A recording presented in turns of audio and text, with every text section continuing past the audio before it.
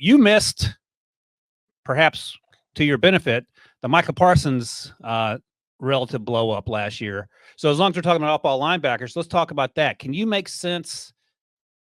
What's the Jerry Jones, Stephen Jones strategy with Micah? Because unless you want to move on from him, and they're going to have a ton of salary cap devoted to 3 players if they sign Micah to $43+ million a year. So maybe you want to trade him and trying to make him mad. But other than that, what would be the strategy for what Jerry Jones has laid out the last few days in terms of the conversation he and Micah had separate from his agent, Dave Mulugeta, back in March? And Jerry is saying out loud, I can't imagine Jerry believes it, that he thought that was an agreement. And then to where we are now, where they're basically having a standoff.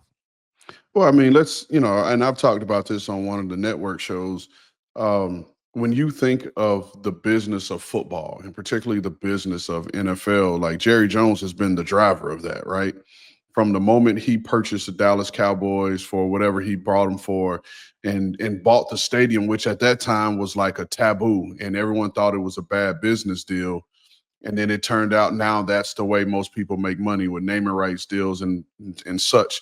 But if you look at the tradition and the history of how the Dallas Cowboys have gone about their business, these negotiations have always lingered this late. And if you're being real, if you're being honest, like, the team has the leverage in a sense.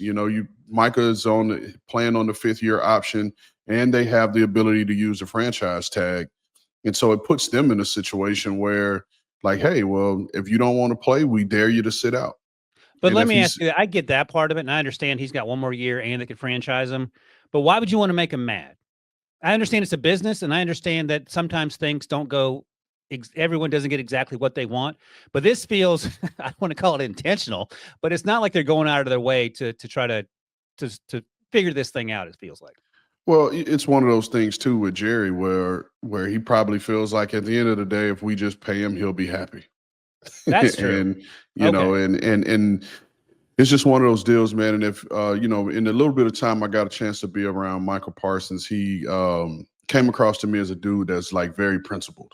And and he's just going to do things how he thinks they should be done. And he came across very smart and very intelligent and aware of everything that's going on. So I do think they'll get it resolved, because I think at the end of the day, Jerry doesn't want a bad PR battle heading into the season, and he knows they need Micah for the season. So they'll get it done. And I think it'll resolve itself, but that's not to say that the bad blood won't be there.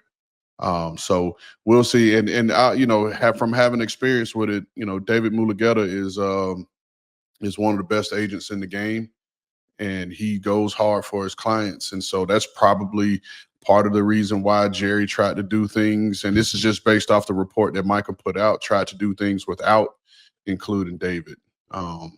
But hey, man, this is the way they do business. We don't have to agree or have to like it, but I think it'll ultimately resolve itself. A couple things. We don't have to like it, but according to Google, Jerry Jones paid about $140 to $150 million for the Cowboys back in '89. The Cowboys are somehow struggling financially back then, which is crazy to wrap your brain around. That team is reportedly worth over $10 billion right now. So listen, you can get angry at Jerry about a lot of things, but he knows how to make a little bit of money into a lot of money. I don't think he's a great general manager. I think he probably hinders that team because who is the personnel guy that's great? Oh, Will McClay is phenomenal. McClay is phenomenal. And I feel like sometimes he probably feels like he's catching strays when he's doing a fantastic job. The other thing is just if you have any sense for why you would consistently drag your feet on signing Dak, signing CD, and now Micah, when you could have saved yourself literally tens of millions of dollars on those contracts, but you waited till other guys got paid, and then you had to make these guys the highest or one of the highest paid players to those positions. Well, I mean, from my standpoint, from your standpoint, it makes a whole lot of sense to get the deal done. And I'm just basing this off of, Micah's release, the statement that he released, and him saying that, like, he didn't care what everyone else got paid. He wanted to get a deal done. He wanted the security. And so from that standpoint, like, you get it. And you say, like, why wouldn't they do it? But again, we're talking about the Dallas Cowboys. Like, we're in media now, or I'm in media now. Like, let's name a day. Let's use AI and all the platforms that they have for AI. When was the last time there was a news cycle that did not include the Dallas Cowboys? Right. And Jerry, that's intentional, right? And yeah, it has to be. And so now we're constantly talking about, Michael Parsons and his contract negotiation or lack thereof, and it keeps this name. And like you said, it keeps the driver of business. It keeps people talking about it. It keeps people visiting. The people out in Oxnard are showing up to practice to see if they're going to get the first glimpse of him practicing, or what's going on, what's his mood around practice. So it drives They're business. protesting too. Pay Micah, pay Micah. But they have to be there to protest. That's right. You know what I mean? And so, like I said, and having the experience of being in the league and seeing how Jerry has driven the business of football, it's been crazy. You know what I mean? And he's been a part of a lot of these big deals that have gone down. I mean, we talked about the stadium, buying the stadium, selling naming rights, but even taking it back before the league had one apparel company that outfitted the entire league. Like Jerry ushered in having the individual deals done, with the Reeboks and the Nikes, and having those deals done. Like that was Jerry Jones. He brought that stuff into football and really took the end of the business of the NFL to the next level. All right, one last thing, and then we'll talk about these linebackers. And Striker, look, we got 8 more minutes of YouTube we can cut up and make this. I know. I gotta say, my dad's birthday was on Saturday, and I got him a new Micah Parsons jersey for his birthday. So I'm rooting more than anyone for Micah Parsons to stay with the Cowboys, and I didn't just waste my money for that birthday gift. That's all I have to say on this one. Yeah, whoever wears number 11 next, you have to put the duct tape name on the back and tape over Micah. You should have got him a Penn State Micah jersey. That way you'd have been safe, Striker. One last thing, and then we'll get to these linebackers.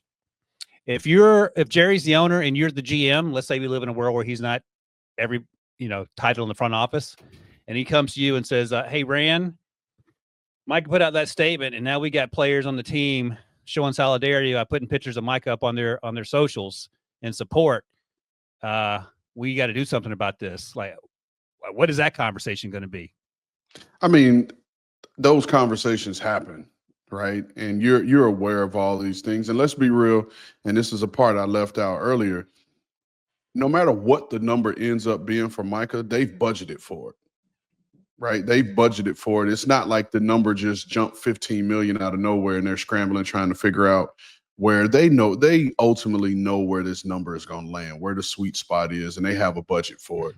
But from the solidarity of the teammates thing, this is the one reason why you want to get these things done, so it doesn't creep into the locker room, and it sends a message to the locker room that we take care of our guys. When I got the GM job here in Tennessee, I was coming in a year after they had traded AJ Brown, and where that was and the message that sent to the locker room. So one of the first things I did, and I made it a priority, was sitting down with Jeffrey Simmons and letting him know, hey, we're going to get something done. And making that the focal point of the offseason to a degree, and getting that deal done, because it showed the guys in the locker room that you're going to take care of your guys, the guys that perform and the guys that do things the right way. And so you don't want to lose the locker room from that standpoint. But to quote, my good friend Jed York, owners don't fire themselves. So Jerry could do things how he wants them done and whatever he believes. And like I said, he's a staunch businessman. But again, this is just another tale in the story of the Dallas Cowboys. It is literally business as usual, because I think you're right. He'll get paid, and money can solve a lot of issues in terms of sour feelings. So if he pays him $45 million, and I think TJ makes 41 right now per year, I'm assuming Michael will take that and play for the Dallas Cowboys. But he still might, in the back of his mind, say, you know what, I didn't appreciate how this went down. And to your other point about budgeting for this, I would imagine the people in the finance office in Dallas are pulling their hair out, because he just drags his feet on every single big contract and costs them so many millions of dollars more that they have, but in terms of the salary cap, they don't have. So, all right, I think you're right. We have, nothing to see here, which is a wild thing to say, given